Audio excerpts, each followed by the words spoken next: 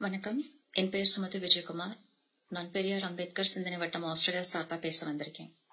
நம்ம ஊர்ல பொதுவாகவே ஒரு சொல்வடை இருக்கும், இப்பெல்லாம் யாருங்க ஜாதி பாக்குறாங்க அப்படின்னு. சாதியின் பிறப்பிடமான இந்தியாவிலேயே யாரும் சாதி பாக்குறது இல்லை அப்படின்னா உலகத்துல வேற எங்கேயுமே சாதி பார்க்க கூடாது இல்லையா? ஆனா உண்மையில அப்படிதான் இருக்கா அப்படின்னா அப்படி இல்லை அப்படின்னு தான் நிரூபிக்கப்பட்டிருக்கு. யூஎஸ்ல 2020ஆம் ஆண்டு சிலிகான் வேலின்னு சொல்லப்படுற இடத்துல ஒரு ஐடி நிறுவனத்துல ஒருவர் சாதியின் அடிப்படையில எப்படி பாகுபாடு காட்டி அலைக்கழிக்கப்பட்டார் அப்படின்னு ஒரு பெரிய கேஸே நடந்திருக்கு. அதைத் தொடர்ந்து சியாட்டல் மாகாணம் வந்துட்டு சாதி பாகுபாட்டை பேன் செஞ்சிருக்காங்க. அந்த அளவுக்கு சாதி வீரியமாக செயல்பட்டு இருக்கு யூஎஸ்ல.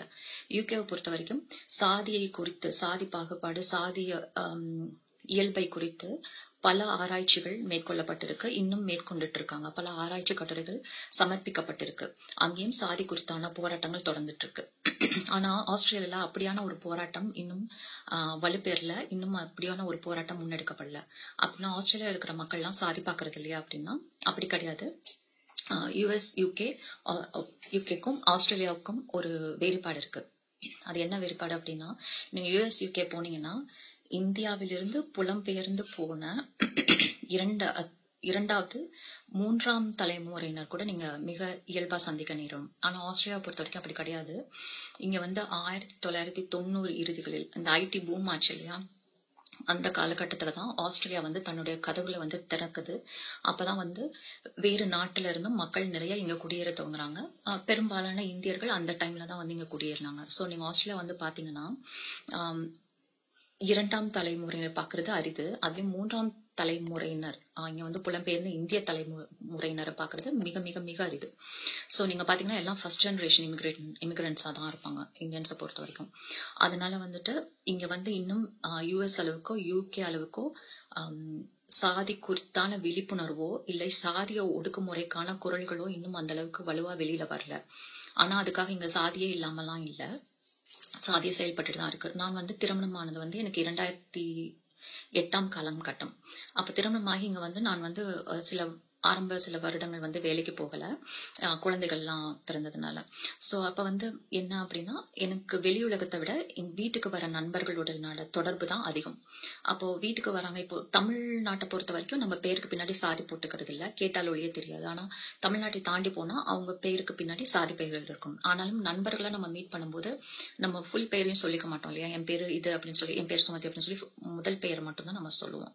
அப்ப தமிழ்நாடு அல்லாத வேறு மாநிலத்தை சேர்ந்த இந்தியர்கள் வீட்டுக்கு வந்தாலும் இல்ல நாங்க அவங்க வீட்டுக்கு போனாலும் நாங்க சாதியை பேரோட சொல்றது இல்ல.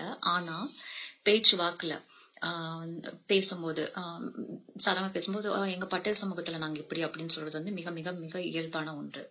தமிழர்கள் பொறுத்த வரைக்கும் எப்படி அப்படின்னு கேட்டீங்கன்னா, நீங்க எப்போ ஆஸ்திரேலியா வந்தீங்க, கல்யாணம் ஆயிடுச்சா, குழந்தைங்க இருக்கா அப்படின்னு கேக்குறது மாதிரி நீங்க என்ன ஆளுங்க அப்படின்னு கேக்குறது மிக மிக மிக சகஜமான ஒன்று.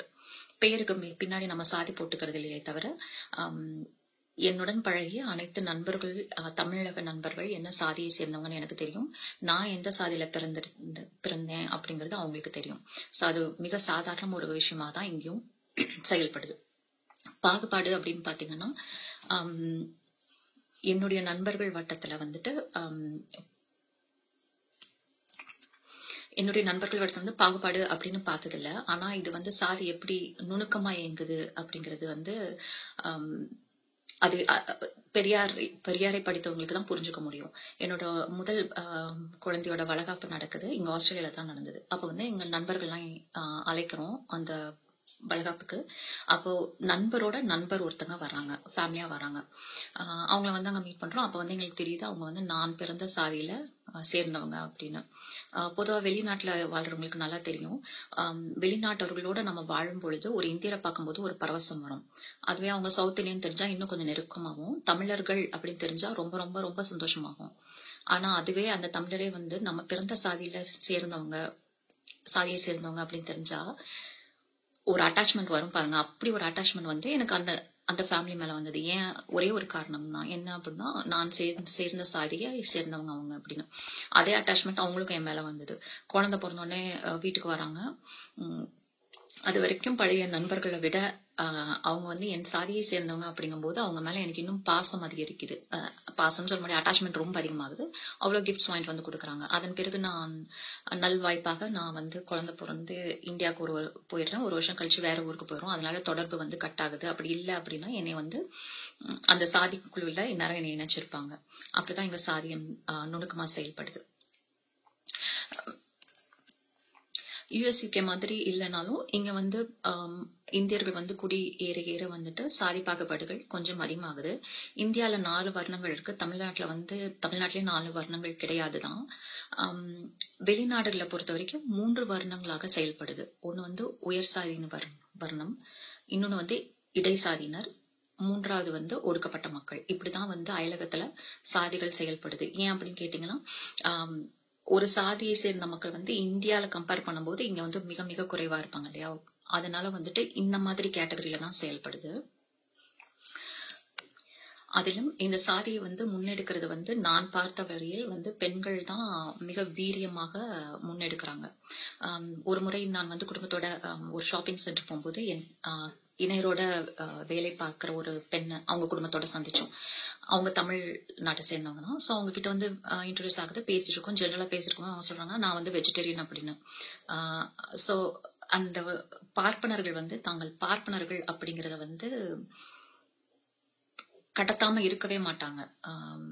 இப்போ மற்ற சாதியினர் கூட இப்போ ஒரு 10 நிமிஷம் உரையாடல வந்துட்டு தாங்கள் என்ன சாதி அப்படிங்கறத வந்து தெரியப்படுத்த மாட்டாங்க. ஆனா பார்ப்பன சமூகத்தை சேர்ந்தவர்கள் வந்து 10 நிமிஷமோ 1 நிமிஷமோ எத்தனை நேரம் பேசுறாங்களோ அந்த 1 நிமிஷத்திலேயே வந்து நாங்கள் வந்து உயர் வகுப்பை சேர்ந்தவர்கள், உயர் சாதியை சேர்ந்தவர்கள் அப்படிங்கறத வந்து சொல்லாம இருக்க மாட்டாங்க. புலம்பெயர்ந்த மேல் சமூகத்தை, உயர் சாதி சமூகத்தை சேர்ந்த பெண்கள் வந்து மிக இயல்பா ஐயர் ஐயங்கார் அப்படிங்கிற பேரை வந்து மிக இயல்பாக சேர்க்க ஆரம்பிச்சிட்டாங்க. இது வந்து தங்களுக்கு ஒரு இழுக்கு அப்படிங்கறத வந்து உணர மறுக்கிறாங்க. இப்படிதான் எங்க சாதி செயல்பட்டு இருக்கு. இப்ப ஆஸ்திரேலியன் கவர்மெண்ட் வந்து அது வந்து சாதி அப்படிங்கறது ஒண்ணு இங்க வேலை செய்யுது, ஆஸ்திரேலியால வேலை செய்யுது அப்படிங்கறது வந்து எப்ப உணர்றாங்கன்னா இந்த கோவிட் லாக்டவுன் காலகட்டத்துல தான் இங்க வந்து சாதி ஒடுக்குமுறை வேலை செய்யுது அப்படிங்கறத வந்து உணர்றாங்க. இது வந்து 2019 2020 காலகட்டத்துல ரெகக்னைஸ் பண்ண ஓகே இப்படி ஒண்ணு இருக்கு அப்படிங்கறத ஆஸ்திரேலியன் கவர்மெண்ட் அங்கீகரிக்குது. அதுக்கு முன்னாடி 2017 இன்னும் குறிப்பாக சொல்லணும்னா டாக்டர் அனிதாவின் மரணத்தை ஒட்டி இங்க இருக்கிற 3 தோழர்கள், ஆஸ்திரேலியா இருக்கிற 3 தோழர்கள் ஒன்றிணைந்து பெரியார் அம்பேத்கர் சிந்தனை வட்டம் அப்படிங்கிற வாட்ஸ்அப் குழுவை வந்து துவக்குறாங்க. அதே போல ஃபேஸ்புக்ல வெப்பேஜும் துவங்குறாங்க. இவங்க துவங்கி நான் வந்து இந்த இதுல வந்து சேர்றது, இந்த இயக்கத்துல வந்து சேர்றது வந்து 2018 2019 காலகட்டம். நான் அப்பதான் அரசியல் வயப்படுறேன். அப்ப வந்து ஃபேஸ்புக்ல ஒரு தோழர் பார்த்துட்டு இப்படி ஒரு குழு இருக்கு, இதுல இணைஞ்சுக்கிறீங்களான்னு சொல்லிதான் நான் இங்க சேர்ந்தேன். சோ நாங்க யூஸ்வலா என்ன டிஸ்கஸ் பண்ணுவோம்னா பெரியார் அம்பேத்கரோட சிந்தனைகளை எங்க குழுக்குள்ளேயே டிஸ்கஸ் பண்ணுவோம். இங்க சாதியம் எப்படி வேலை செய்யுது அப்படின்னு டிஸ்கஸ் பண்ணுவோம். இப்படிதான் எங்களுடைய முதற்கட்ட ப்ராசஸ் இருந்தது. எங்களுக்குள்ளேயே ஒரு புரிதல் கொண்டு வர ஆரம்பிச்சோம். அதுக்கு பிறகு பல கருத்தரங்கங்கள் வந்து நிகழ்த்தணும், இணையவழி கருத்தரங்கங்கள். அதுல ஐயா சுபவீரன் பாண்டியன் அவர் வந்து பேசியிருக்காரு, MM அப்துல்லா, இது போன்ற திராவிட இயக்க சிந்தனை கொண்ட பேச்சாளர்களை வச்சு கருத்தரங்குகள் நடத்தணும். இங்க வந்து ஆஸ்திரேலியா பொறுத்த வரைக்கும் 2 பெரிய பார்ட்டிஸ் இருக்கு. ஒன்னு வந்து லேபர் பார்ட்டி, இன்னொன்னு லிபரல் பார்ட்டி. கிரீன்ஸ் பார்ட்டின்னு ஒரு பார்ட்டி இப்போ வந்து அது எமர்ஜிங் பார்ட்டி, அது இப்ப கொஞ்சம் பாப்புலர் ஆயிட்டு இருக்கு. அந்த பார்ட்டில வந்துட்டு டாக்டர் ஹாரூன் காசிம் அவர் வந்து இப்ப பாட்காவோட வைஸ் பிரசிடென்டா இருக்காரு. அவர் வந்து அந்த கிரீன்ஸ் பார்ட்டில வந்து ஒரு மெம்பர். அவர் என்ன பண்றாருன்னா அந்த கிரீன்ஸ் பார்ட்டிக்குள்ளேயே லாபி பண்றாரு. சாதின்னு ஒண்ணு இருக்கு, அது வந்து இப்படிதான் வேலை செய்யுது, அது எவ்வளவு கொடூரமானது, எப்படி பிரித்தாளக்கூடியது, ஒரு மனிதனை தாழ்வாகவும் இன்னொரு மனிதனை பிறப்பால் உயர்ந்தவனாகவும் காட்டுது அப்படின்னு சொல்லி தொடர்ந்து உள்ளுக்குள்ளேயே லாபி பண்ணிட்டு இருக்காரு. So labour party, liberal party, இந்த 2 பார்ட்டியை விடவும் கிரீன்ஸ் பார்ட்டி வந்து காஸ்ட்ங்கிற ஒரு டிஸ்கிரிமினேஷன் வந்து நல்லா புரிஞ்சுக்கிறாங்க. அது வந்து ஓகே இப்படி ஒண்ணு இருக்கு, இது ஒரு ஆஸ்திரேலியா ஒரு பெரிய இஷ்யூவா மாறப்போகுது அப்படிங்கறத வந்து அங்கீகரிச்சுட்டு இருக்காங்க. சோ நாங்க தொடர்ந்து மற்ற பார்ட்டிஸ் கிட்டையும் லாபி பண்ணிட்டு தான் இருக்கோம். அது கிரீன்ஸ் பார்ட்டி வந்து இன்னும் எங்களை ரொம்ப அங்கீகரிக்குது. இப்போ இந்த காலகட்டத்தில் நாங்கள் வந்து பாட்கா வந்து லீகலாக ரெஜிஸ்டர் ஆனது வந்து 1 வருஷம் ஆகுது. 2023 தான் லீகலாக ரெஜிஸ்டர் பண்ணுறோம். அது வரைக்குமே வேற எதுவும் நாங்கள் முன்னெடுக்கலையா அப்படின்னா 2022 இருந்து 2023 வரைக்கும் 30க்கும் மேற்பட்ட சப்மிஷன்ஸ் வந்து நாங்கள் போட்டிருக்கோம். பல்வேறு கவுன்சிலுக்கு, பொலிட்டிக்கல் பார்ட்டி மெம்பர்ஸ்க்கு, கவுன்சிலர்ஸ்க்கு, ப்ரீமியர்ஸ்க்கு, இவங்களுக்கெல்லாம் நாங்கள் வந்து சப்மிஷன் போட்டுட்டே இருக்கோம். ஓகே, சாதி வந்து இப்படி ஒரு இஷ்யூ இருக்கு, இது வந்து இப்படி வேலை செய்யுது அப்படி சொல்லிட்டு நாங்கள் 30க்கும் மேற்பட்ட சப்மிஷன்ஸ் போட்டுட்டே தான் இருந்திருக்கோம். இதை தொடர்ந்து வேலை செய்யும் போது பாட்கா வந்து லீகலா ரெஜிஸ்டர் ஆனதுக்கு அப்புறம் எங்களுக்கு இன்னும் அங்கீகாரம் கூடுதலா கிடைக்குது. அப்ப நாங்க என்ன பண்றோம்னா, ஆஸ்திரேலியன் ஹியூமன் ரைட்ஸ் கமிஷன் அவங்களோட ஒருங்கிணைஞ்சு ஒரு கன்சல்டேஷன் மேற்கொள்றோம். இது வந்து ப்ரொஃபசர் செல்வராஜ் வேலாயுதம் அவரோட தலைமையின் கீழே நடக்குது. பெயர் கேட்டாலே உங்களுக்கு தெரிஞ்சிருக்கும், அவர் தமிழர் தான். ஸோ அவரோட தலைமையில வந்துட்டு ஆன்லைன்ல 3 கட்டங்களாகவும், அதுக்கப்புறம் ஃபேஸ் டு ஃபேஸ் ஒரு கட்டமாகவும் கன்சல்டேஷன் நடக்குது. அதுல வந்து தமிழர்கள் மட்டுமல்லாமல், இந்தியர்கள் மட்டுமல்லாமல், நேபாளி, சிங்களவர்கள், ஸ்ரீலங்கன்ஸ் அவங்க எல்லாமே பார்ட்டிசிபேட் பண்றாங்க. பார்ட்டிசிபேட் பண்ணி அவங்க வந்து தங்களுடைய வாழ்க்கையில எப்படி வந்து இந்த சாதினால ஒடுக்கப்பட்டாங்க, என்ன சுச்சுவேஷனை மேற்கொண்டாங்க அப்படிங்கறது வந்து பதிவு செய்யப்பட்டு அதை ஒரு டிராஃப்டா வடிவமைச்சு நாங்க வந்து ஆஸ்திரேலியன் ஹியூமன் ரைட்ஸ் கமிஷனுக்கு சப்மிட் பண்ணோம். ஆஸ்திரேலியன் ஹியூமன் ரைட்ஸ் கமிஷன் வந்து இப்போ போன மாதம் வந்து ஒரு ஃப்ரேம் ஒர்க் வந்து வெளியிட்டு இருக்காங்க. அது பரிந்துரைகள், ஆஸ்திரேலியன் கவர்மெண்ட்க்கு வந்து பரிந்துரைகள். அதுல வந்து 63 பரிந்துரைகள்ல ஒரு பரிந்துரை வந்து காஸ்ட் டிஸ்கிரிமினேஷனை எதிர்த்து நம்ம வந்து சட்டம் நிறைவேற்றணும் அப்படிங்கிற பரிந்துரை வந்து கொண்டு வந்திருக்காங்க. அது வந்து ஒரு மிக மிக பெரிய வெற்றியா நாங்க பாக்குறோம். இதற்கு அடுத்து என்ன நடக்கும் அப்படின்னு நாங்க எதிர்பார்க்கிறோம்னா, இதை பேஸா வச்சு இதை வந்து சட்டமா கொண்டு வரணும்.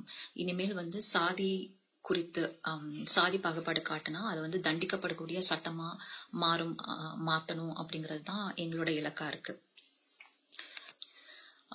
இது வந்து சொல்றது வேணா ஈஸியா இருக்கலாம், ஆனா வந்து இதுக்கு பின்னாடி அவ்வளவு ஹார்ட் ஒர்க் போட்டிருக்கோம். ஏன்னா இப்போ நாங்க வந்து ஒரு சப்மிஷன் போடுறோம் அப்படின்னா அவங்க வந்து ஓகே இப்படி ஒன்று பாகுபாடு இருக்கா, ஓகே நாங்க அதை அங்கீகரிக்கிறோம் அப்படிலாம் ஈஸியாலாம் அங்கீகரிச்சிட மாட்டாங்க. முதல்ல வந்து எங்களை வந்து தள்ள பார்ப்பாங்க. இல்ல இது வந்து நாங்க வந்து ரேஷியல் டிஸ்கிரிமினேஷன்ல காஸ்ட் டிஸ்கிரிமினேஷன் வராது அப்படி சொல்லுவாங்க. அப்ப நாங்க என்ன பண்ணணும்னா, இல்ல நீங்க எப்படி ரேஷியல் டிஸ்கிரிமினேஷன் எப்படியோ அதை விட மோசமா, அதை விட ஈக்குவல் இல்ல அதை விட மோசமா இது செயல்படுது அப்படின்னு நாங்க திரும்ப திரும்ப திரும்ப அவங்களுக்கு ப்ரூவ் பண்ண வேண்டியதா இருக்கும். சிலர் என்ன பண்ணுவாங்கன்னா, இது எங்களோட வேலை இல்லை அப்படின்னு சொல்லுவாங்க. அப்படின்னா ஓகே உங்க வேலை இல்லை அப்படின்னா நாங்க வந்து இதை கம்ப்ளைண்டா போடுவோம் அப்படின்னா அப்ப அவங்களுக்கு கொஞ்சம் பயம் வரும்.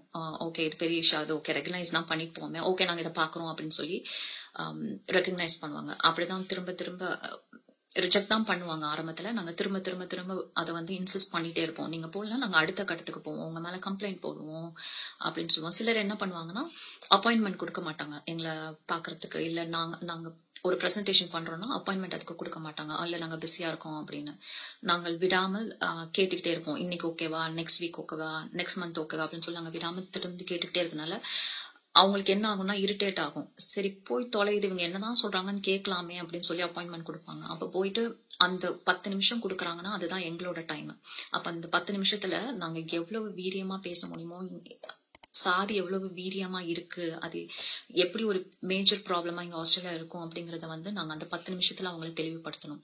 அப்படித்தான் கொஞ்சம் கொஞ்சமா கொண்டு வந்துதான் இந்த ஆஸ்திரேலியன் ஹியூமன் ரைட்ஸ் கமிஷன் வந்து இப்ப வந்து அந்த காஸ்ட் டிஸ்கிரிமினேஷன் வந்து ஒரு பரிந்துரையா கொண்டு வந்திருக்காங்க. இதற்கு பின்னாடி பாட்கா குழு, அது பாட்காவோட தலைவரா இருக்கிற பிரசிடென்டா இருக்கிற வந்து டாக்டர் அண்ணா மகிழ்நன், வைஸ் பிரசிடென்டா இருக்கிறவர் டாக்டர் ஹாரூன் காசிம், நான் வந்து பொதுச் செயலாளராக இருக்கேன். டாக்டர் சசிகுமார் வந்து இன்னொரு வைஸ் பிரசிடென்டா இருக்காரு. இதை தொடர்ந்து பல கமிட்டி மெம்பர்ஸும் இருக்காங்க. ஒவ்வொருத்தவங்களும் ஒவ்வொரு விதத்துல, ஒருத்தங்க நல்லா எழுதுவாங்க, ஒருத்தங்க நல்லா பேசுவாங்க, ஒருத்தங்க நல்லா பொலிட்டிக்கல் லாபி பண்ணுவாங்க, ஒருத்தர் நல்லா ஒருங்கிணைப்பாங்க, ஒருத்தர் வெப்சைட் மெயின்டைன் பண்ணுவாங்க. இப்படி ஒவ்வொருத்தரும் ஒவ்வொரு துறையை எடுத்துக்கிட்டு தான் ஒரு கூட்டு முயற்சியா இதை கொண்டு போய்கிட்டு இருக்கோம். நாங்க நடத்துற கன்சல்டேஷன்ல வந்துட்டு ஒரு சில விஷயங்கள்லாம் ரொம்ப ஷாக்கிங்கா இருந்தது. இங்க வந்து சாதியை வந்து எஸ்ஆர்இன்னு ஒரு இது இருக்கு, ஸ்பெஷல் ரிலீஜியஸ் எஜுகேஷன் அப்படின்னு சொல்லிட்டு. அதுக்கு என்ன பண்ணுவாங்கன்னா, இந்த ஆஸ்திரேலியன் கவர்மெண்ட் வந்து ஃபண்ட் கொடுப்பாங்க, ஒவ்வொரு ரிலீஜனுக்கும் ஃபண்ட் கொடுப்பாங்க. அந்த ஃபண்ட் வச்சுட்டு அந்தந்த மதத்தை சார்ந்தவர்கள் வந்து பள்ளிகள்ல குழந்தைகளுக்கு வந்து அவங்களுடைய மதத்தின் பெருமை, அருமை பெருமைகள்லாம் சொல்லிக் கொடுப்பாங்க. இதே வந்து விஸ்வ ஹிந்து பரிஷத் இருக்கு இல்லைங்களா, அதோட விங் இருக்கு இங்க. அவங்க என்ன பண்றாங்கன்னா, அந்த ஃபண்ட் வாங்கி இளம் பிள்ளைகளுக்கு வந்து ஹிந்து மதத்தின் மேன்மையை சொல்லிக் கொடுக்குறோம் அப்படின்னு அவங்களோட வெப்சைட் போனீங்கனாலே அந்த கரிக்குலம்லயே போட்டிருக்கு சனாதன தர்மத்தை சொல்லி கொடுத்துட்டு இருக்காங்க. சனாதன தர்மம்னா நான் சொல்லி உங்களுக்கு தெரிய வேண்டியதில்லை, சாதி குறித்தான பெருமை, சாதி வந்து இந்துக்களுக்கு எவ்வளவு முக்கியமானது அப்படிங்கறத வந்து இளம் குழந்தைகளுக்கு ஆஸ்திரேலியா கவர்மெண்ட் இருந்து ஃபண்ட் வாங்கி அதை வந்து இளம் தலைமுறைகளுக்கு கற்பிச்சுட்டு இருக்காங்க. அது மட்டும் இல்லாமல் சைவ உணவு தான் வந்து சிறந்த உணவு, அசைவம் சாப்பிடுபவர்கள் வந்து சிறந்தவர்கள் இல்லை அப்படிங்கறத வந்து சொல்லி கொடுத்துட்டு இருக்காங்க. அந்த பள்ளிக்கு தன்னுடைய பெண்ணை அனுப்பின ஒரு பெண் வந்து இந்த கன்சல்டேஷன் வந்து பதிவு செஞ்சிருக்காங்க. அது எப்படி வந்து ஒரு நஞ்சை விதைக்குது, குழந்தைகள் மனசுல எப்படி ஒரு நஞ்சை விதைக்குது அப்படி சொல்லி பதிவு பண்ணிருக்காங்க. இப்ப எங்களோட அடுத்த இலக்கு வந்து இந்த ஃபண்டை வந்து கட் பண்றது. சனாதன தர்மம் அப்படிங்கிறது வந்து ஒரு மனிதனை தாழ்வாகவும் இன்னொரு மனிதனை உயர்வாகவும் கற்பிக்கிற ஒரு கீழ்த்தரமான ஒரு கான்செப்ட் தான் அப்படிங்கறத வந்து நாங்க தொடர்ந்து வலியுறுத்திக்கிட்டே வரோம். அதை ஸ்டாப் பண்றதுதான் எங்களோட அடுத்த இலக்கு. இன்னொரு இலக்கு என்ன அப்படின்னு பாத்தீங்கன்னா, இங்க இருக்கிற கோயில்கள்ல வந்துட்டு பொதுவா நம்ம ஊர் கோயில்ல வந்து கடா வெட்டி எல்லாம் சாப்பிடுவோம். ஆனா இங்க நான் வந்து இப்போ ஒரு கடைக்கு போறேன், ஒரு ரெஸ்டாரண்ட் போனேன், ஒரு ஃபுட் ஆர்டர் பண்றேன் அப்படின்னா அது வந்து பீஃபோ போர்க்கோ இருந்ததுன்னா அவங்க வந்து சொல்லுவாங்க, இது பீஃப் இல்லைன்னா இது போர்க்கு, உனக்கு ஓகேவா அப்படின்னு கேட்பாங்க. ஏன் அப்படின்னா என்னை பார்த்தாலே தெரியுது என் தோற்றம் வந்து ஒரு இந்தியர் வந்து நான் வெஜிடேரியன் சாப்பிட்றதே வந்து தவறு, அதுலயும் பீஃப் போர்க்கு சாப்பிடவே கூடாது அப்படின்னு இங்க பிறந்து வளர்ந்த ஒரு அந்நியருக்கு தெரியற அளவுக்கு தான் அவங்க வந்து தெரியற அளவுக்கு பதிய வச்சிருக்காங்க. அப்ப வந்து ஹிந்துக்கள்னா வந்துட்டு வெஜிடேரியன் சாப்பிட்றவங்க கிடையாது, எல்லா உணவையும் சாப்பிட்றவங்க தான் அப்படிங்கறத நிலைநிறுத்தணும். அப்ப வந்து நாங்க என்ன பண்ணோம், பீஃப் ஃபெஸ்டிவல்னு ஒண்ணு வைக்கணும் அப்படின்னு இருக்கோம். ஹிந்துக்களின் பீஃப் ஃபெஸ்டிவல் அப்படின்னு வைக்கணுங்கிறதுக்கான முயற்சியை நாங்க முன்னெடுத்துட்டு இருக்கோம்.